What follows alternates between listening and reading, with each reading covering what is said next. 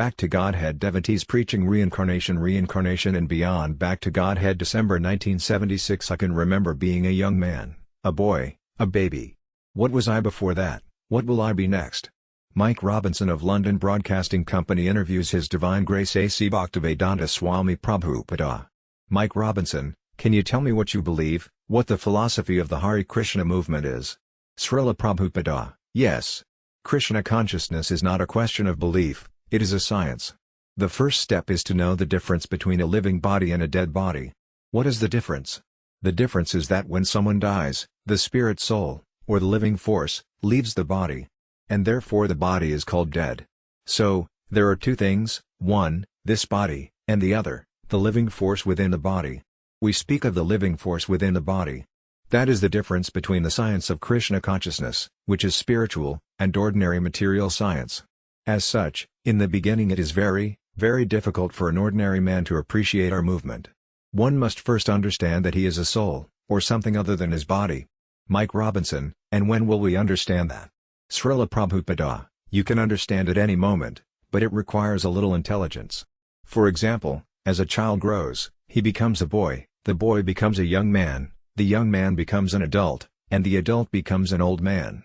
Throughout all this time, although his body is changing from a child to an old man, he still feels himself to be the same person, with the same identity. Just see, the body is changing, but the occupier of the body, the soul, is remaining the same. So we should logically conclude that when our present body dies, we get another body. This is called transmigration of the soul.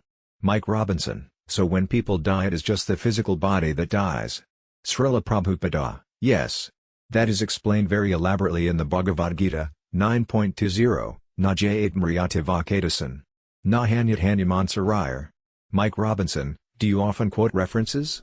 Srila Prabhupada: yes, we quote many references. Krishna consciousness is a serious education, not an ordinary religion. To a devotee, find that verse in the Bhagavad Gita.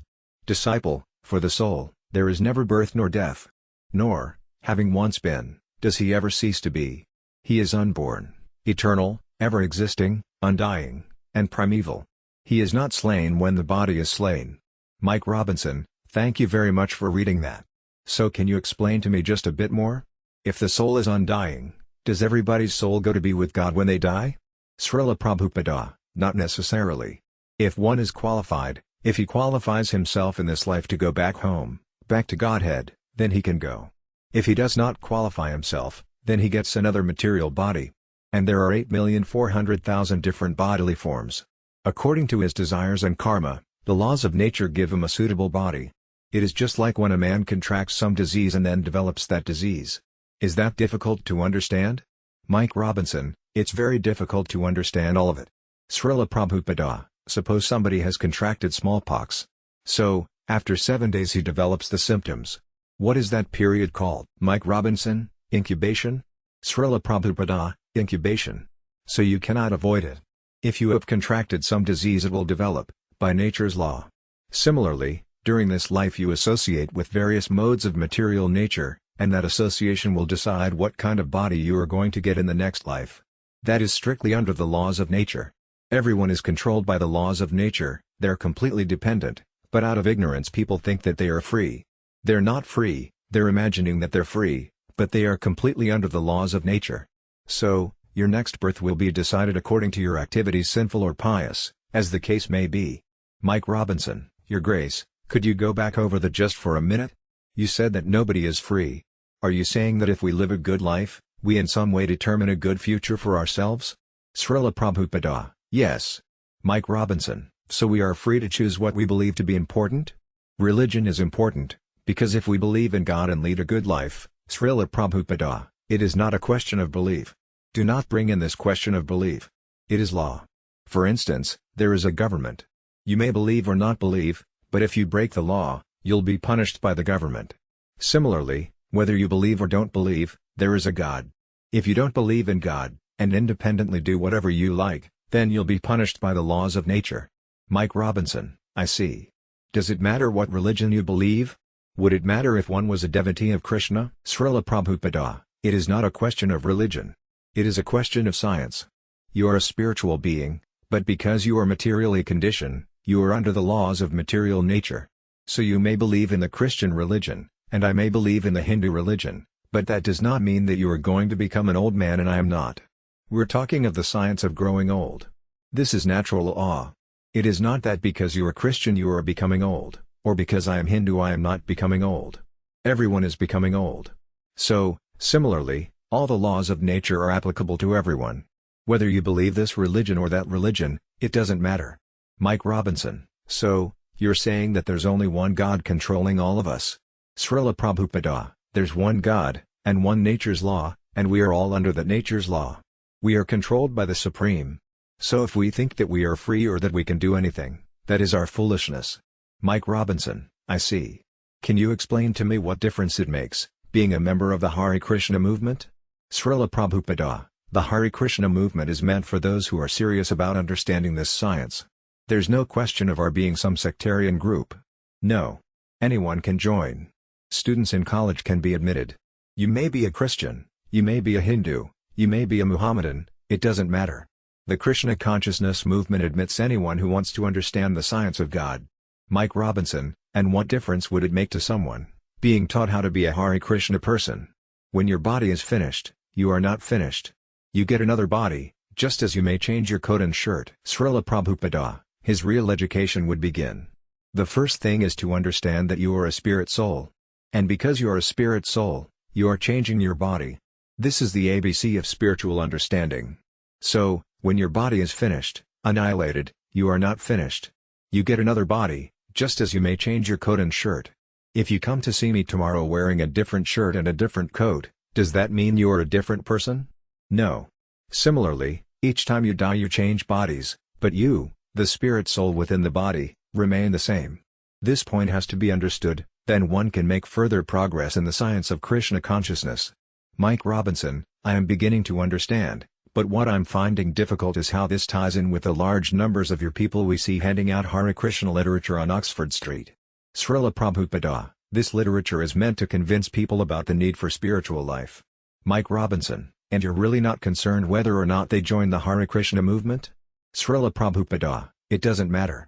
Our mission is to educate them. People are in ignorance, they are living in a fool's paradise, thinking that when their body is finished, everything is finished. That is foolishness. Mike Robinson: and you are basically just concerned to tell them that there is a spiritual dimension to life? Srila Prabhupada: our first concern is to tell you that you are not this body, that the body is your covering, your shirt and coat, and that within the body you are living. Mike Robinson: yes, I think I've got that now. If we could go on from there, you said that how you lived made a difference in your life after death, that there are natural laws that determine your next life. How does the process of transmigration work? Srila Prabhupada: the process is very subtle. The spirit soul is invisible to our material eyes. It is atomic in size. After the destruction of the gross body, which is made up of the senses, blood, bone, fat, and so forth, the subtle body of mind, intelligence, and ego goes on working. So at the time of death this subtle body carries the small spirit soul to another gross body. The process is just like hair carrying a fragrance. Nobody can see where this rose fragrance is coming from, but we know that it is being carried by the air. You cannot see how, but it is being done. Similarly, the process of transmigration of the soul is very subtle. According to the condition of the mind at the time of death, the minute spirit soul enters into the womb of a particular mother through the semen of a father, and then the soul develops a particular type of body given by the mother. It may be a human being, it may be a cat, a dog, or anything. Mike Robinson: are you saying that we were something else before this life? Srila Prabhupada: yes. Mike Robinson: and we keep coming back as something else the next time? Srila Prabhupada: yes, because you are eternal. According to your work, you are simply changing bodies. Therefore, you should want to know how to stop this business, how you can remain in your original spiritual body. That is Krishna consciousness. Mike Robinson: I see. So if I become Krishna conscious, I wouldn't risk coming back as a dog? Srila Prabhupada: no. To a devotee, find this verse, Janma karma siyami divyam. Disciple, one who knows the transcendental nature of my appearance and activities does not, upon leaving the body, take his birth again in this material world, but attains my eternal abode, O Arjuna, BG. 4.9. Srila Prabhupada: God is saying, anyone who understands me is free from birth and death. But one cannot understand God by materialistic speculation. That is not possible. One must first come to the spiritual platform. Then he gets the intelligence required to understand God. And when he understands God, he does not get any more material bodies. He goes back home, back to Godhead. He lives eternally, no more change of body. Mike Robinson, I see. Now, you've read twice from your scriptures. Where do these scriptures come from? Can you briefly explain that? Srila Prabhupada, our scriptures are coming from Vedic literature, which has existed from the beginning of creation.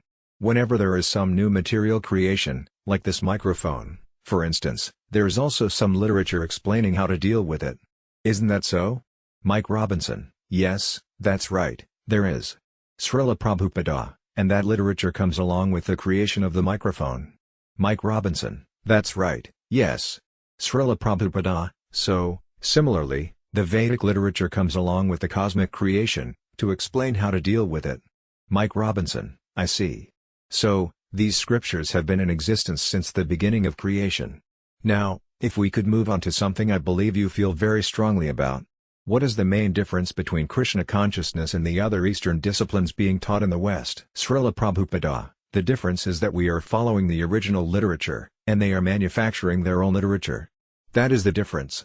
When there is some question on spiritual matters, you must consult the original literature, not some literature issued by a bogus man. Mike Robinson, what about the chanting of Hare Krishna? Hare Krishna, everyone is simply washing the coat and shirt of the body, but forgetting about the soul within the body. Srila Prabhupada, chanting Hare Krishna is the easiest process to become purified, especially in this age, when people are so dull that they cannot very easily understand spiritual knowledge. If one chants Hare Krishna, then his brain becomes purified, and he can understand spiritual things. Mike Robinson, can you tell me how you are guided in what you do? Srila Prabhupada, we take guidance from the Vedic literature. Mike Robinson, from the scriptures you quoted? Srila Prabhupada, yes, it's all in the literatures. We're explaining them in English. But we're not manufacturing anything. If we were to manufacture knowledge, then everything would be spoiled. The Vedic literature is something like the literature that explains how to set up this microphone. It says, do it like this, some of the screws should be on this side, around the metal. You cannot make any change, then everything would be spoiled. Similarly, because we are not manufacturing anything, one simply has to read one of our books, and he receives real spiritual knowledge. Mike Robinson, how can the philosophy of Krishna consciousness affect the way people live?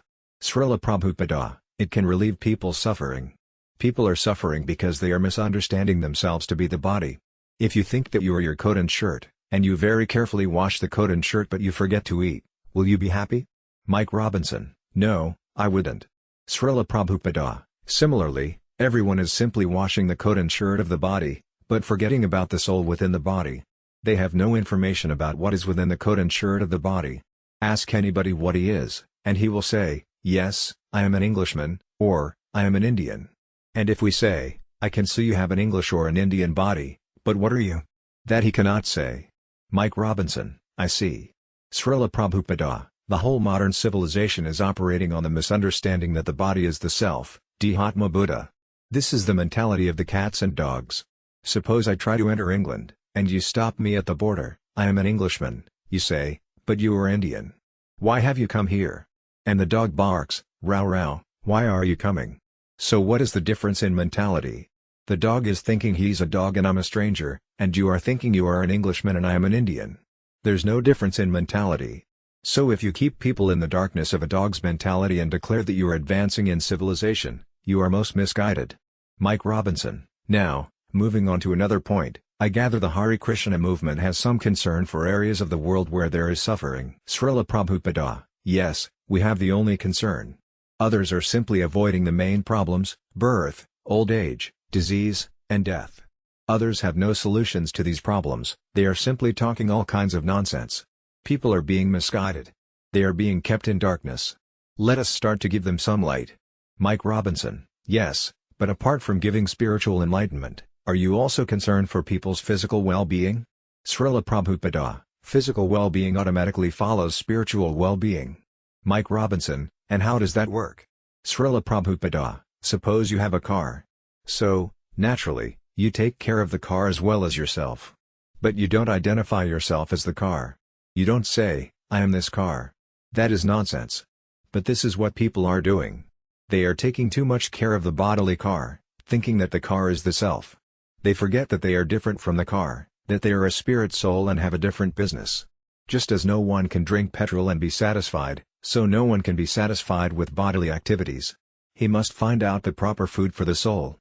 If a man thinks, I am a car, and I must drink this petrol, he is considered insane. Similarly, one who thinks that he is this body, and who tries to become happy with bodily pleasures, is also insane. Mike Robinson, there's a quote here that I'd like you to comment on. I was given this literature by your people before I came, and one of the things you say here is that religion without a rational basis is just sentiment. Can you explain that? Srila Prabhupada, most religious people say, we believe. But what is the value of this belief? You may believe something which is not actually correct. For instance, some of the Christian people say, we believe that animals have no soul. That is not correct. They believe animals have no soul because they want to eat the animals, but actually animals do have a soul. Mike Robinson, how do you know that the animal has a soul? Srila Prabhupada, you can know, also. Here is the scientific proof: the animal eats, you eat; the animal sleeps, you sleep; the animal has sex, you have sex; the animal also defends, you also defend. Then what is the difference between you and the animal? How can you say that you have a soul but the animal doesn't? Mike Robinson, I can see that completely. But the Christian scriptures say, as soon as the living force, the soul, is gone from the body, even the most beautiful body has no value. Srila Prabhupada, don't bring in any scriptures, this is a common sense topic. Try to understand. The animal is eating, you are eating; the animal is sleeping, you are sleeping; the animal is defending, you are defending; the animal is having sex, you are having sex; the animals have children, you have children; they have a living place, you have a living place. If the animal's body is cut, there is blood; if your body is cut, there is blood. So, all these similarities are there. Now, why do you deny this one similarity, the presence of the soul? This is not logical. You have studied logic? In logic there is something called analogy. Analogy means drawing a conclusion by finding many points of similarity. If there are so many points of similarity between human beings and animals, why deny one similarity? That is not logic. That is not science. Mike Robinson, but if you take that argument and use it the other way, Srila Prabhupada, there is no other way. If you are not arguing on the basis of logic, then you are not rational. Mike Robinson, yes, okay, but let's start from another hypothesis. Suppose we assume that a human being has no soul, Srila Prabhupada, then you must explain the difference between a living body and a dead body. I have already explained this at the beginning.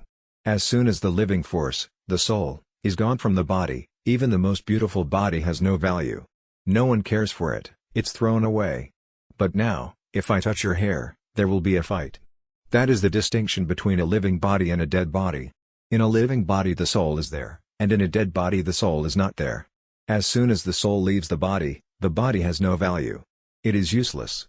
This is very simple to understand, but even the biggest so-called scientists and philosophers are too dull-headed to understand it. Modern society is in a very abominable condition. There is no man with a real brain.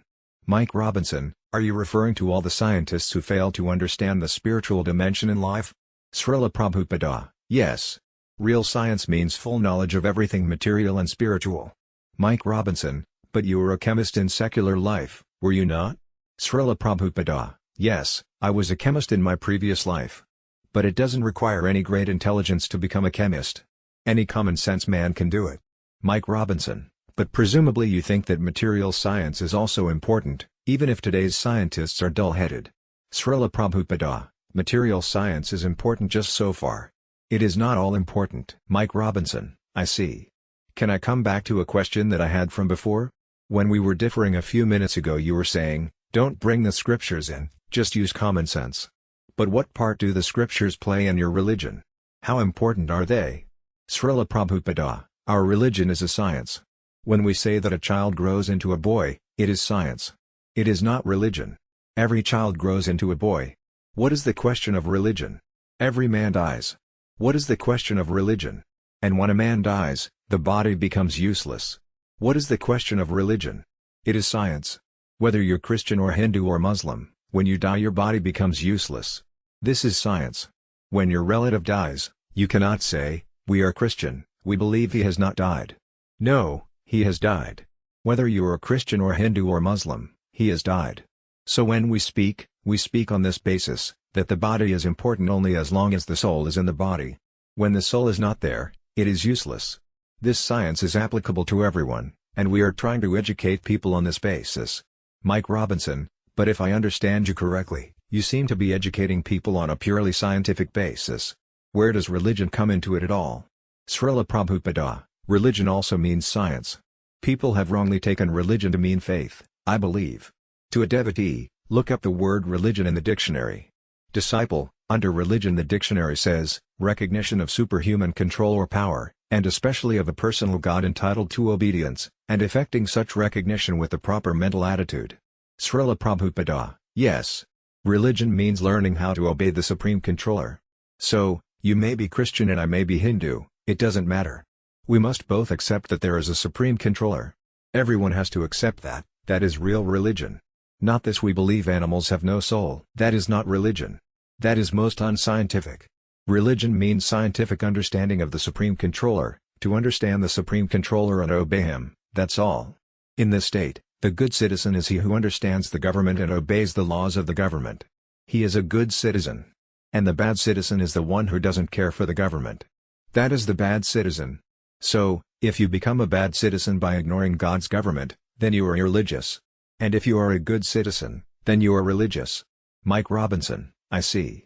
Can you tell me what you believe to be the meaning of life? Why do we exist in the first place? Srila Prabhupada, the meaning of life is to enjoy. But now you are on a false platform of life, and therefore you are suffering instead of enjoying. Everywhere we see the struggle for existence. Everyone is struggling, but what is their enjoyment in the end? They are simply suffering and dying. Therefore, although life means enjoyment, at the present moment your life is not enjoyment. But if you come to the real spiritual platform of life, then you'll enjoy. Mike Robinson, can you explain to me, finally, some of the stages you go through in spiritual life? What are the spiritual stages a new devotee of Krishna goes through? Srila Prabhupada, the first stage is that you are inquisitive. So, you say, what is this Krishna consciousness movement? Let me study it. This is called Shraddha, or faith. This is the beginning. Then, if you are serious, you mix with those who are cultivating this knowledge. You try to understand how they are feeling. Then you'll feel, why not become one of them? And when you become one of them, then all your misgivings soon go away.